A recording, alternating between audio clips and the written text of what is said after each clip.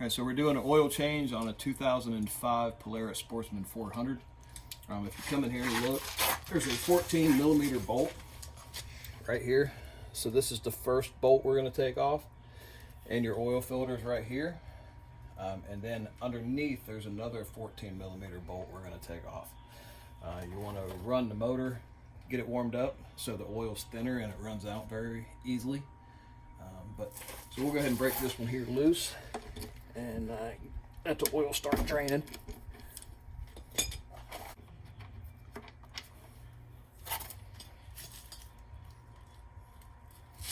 So if you look on the end of this bolt, there's a magnetic charge on there, and it gets sludge and pieces of metal stuck to it. It's mostly sludge, but we need to clean that off good. So we're going to let that drain, and then we get back, we'll take the filter off and take the other bolt out and let the other side drain too. So we got the oil drained out of the reservoir here. It's just sitting there dripping now. So we're going to let it finish dripping out. And so here's your oil filter. Sometimes you can get that off by hand. If you can't, then get you a pair of pliers to help take that off. Let's see if I can get it off by hand. Oh, I can. Perfect. Now let's go ahead and loosen this up.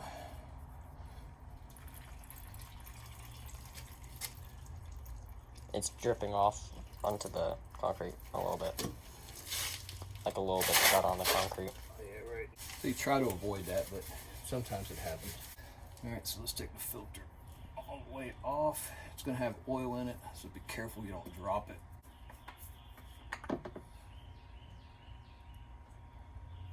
So make sure that your gasket, which goes around here, stayed on there and it didn't get stuck on the motor right here. So clean this off a little bit. Just check. You want to make sure that it has a good seal. Alright, so I'm going to put the 14 millimeter bolt back into the reservoir. Alright, so here's the filter for the Sportsman. It's the STP S6017A. They're just small filters. This was the Fram filter, and this is the STP. Same model, same number on it. A little different, but essentially they're the same. So put a little bit of oil inside of the filter to so you don't get a dry start whenever you do start it. All the oil's trying to soak into the filter. You're pre-soaking it, so to say. You don't want to put too much oil in there because you're going to turn it sideways. So here's your gasket. So make sure you take some oil and put around there. I never knew what that was for, but until I got a little bit older, and then I realized that when you're putting the filter on and you're turning it, if all of that's dry, then that gasket will actually spin and crimp up in there, and you might not get a good seal. So put a little bit of oil around it, so when you get it on there and start turning it, then it slides instead of binds up. So we're going to go to the other side and drain the oil out of the bottom of the crankcase. And there's only a little bit there, and then we'll put oil in. We'll be done. So if you come in here and look, I'm going to show you. So you're going to come over here where I'm at, and you're going to point the camera straight down through here. And if you can see right here, I don't know if you can see that, but there's a 14 millimeter bolt right there. That is the bolt for the oil and the bottom of the motor. So we're going to take that bolt out and let that oil drain. That's the hardest one to get to. I use a ratchet wrench to get it. It's easier than trying to get a pair of pliers or a socket in there.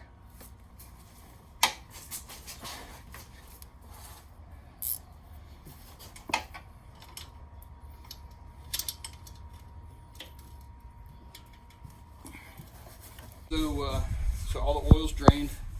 I got the plug out. You couldn't see it very well, so we didn't record that.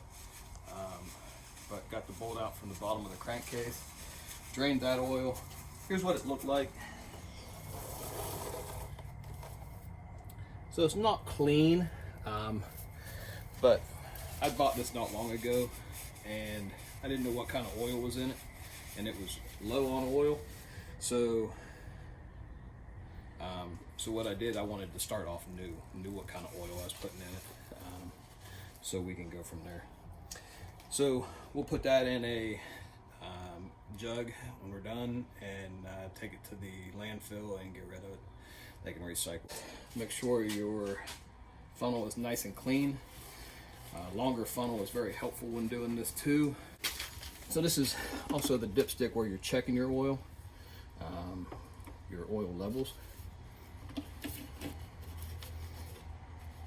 Then I'm going to put 1.5 quarts in first.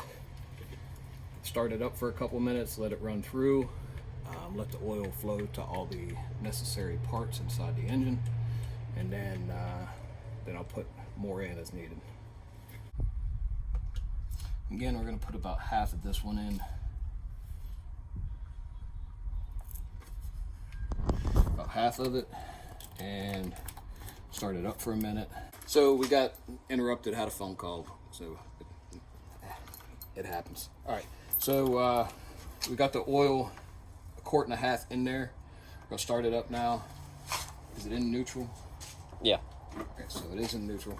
So we're gonna start it up, let the oil flow through a little bit, and then see where we stand on our level. All right, so now we'll check the oil level and see where we're at. It's off. See where we're at.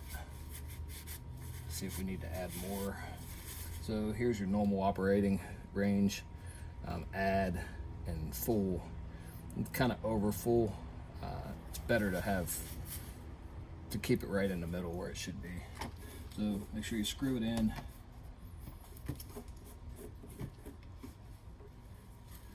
All right, so we're right here, so we definitely gonna have to add more. We can just let that drain into there.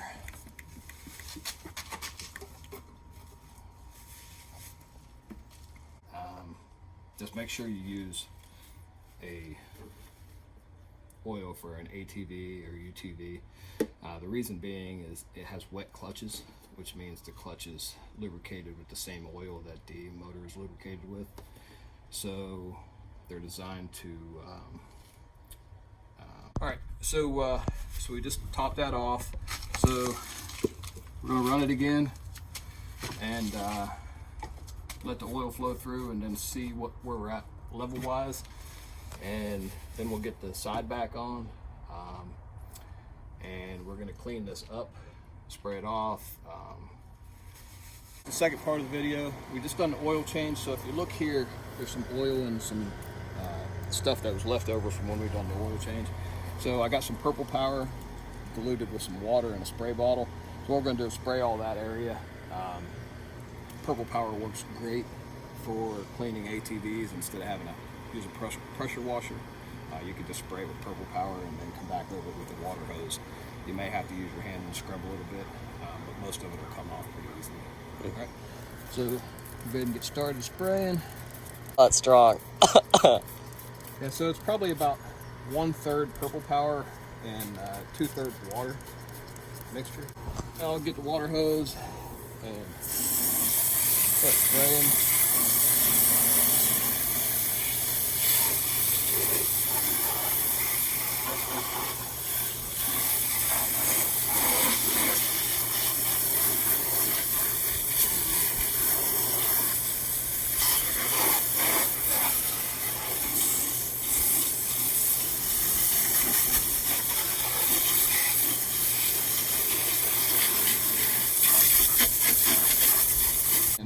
Give it a good spray.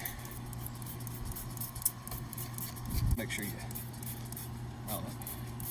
can see it just taking if you come over here and just look at the side of the case right here, the side of the engine, and then when you spray it, you can see it just taking it off. Oh, you can see right there, like a whole bunch of it right there. So, I said I use Purple Power for almost everything, inside the house, outside, anything I'm doing, cleaning anything. Yeah, because it works pretty well. Yeah, it does. See how it looks?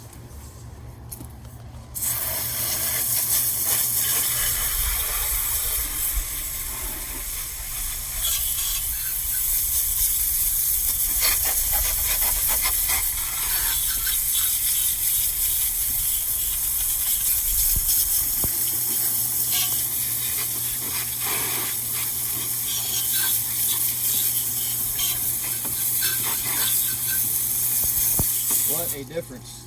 Yeah. Just look at the side of the engine right Yeah, here. right there, because it's a whole lot cleaner right now. Yep.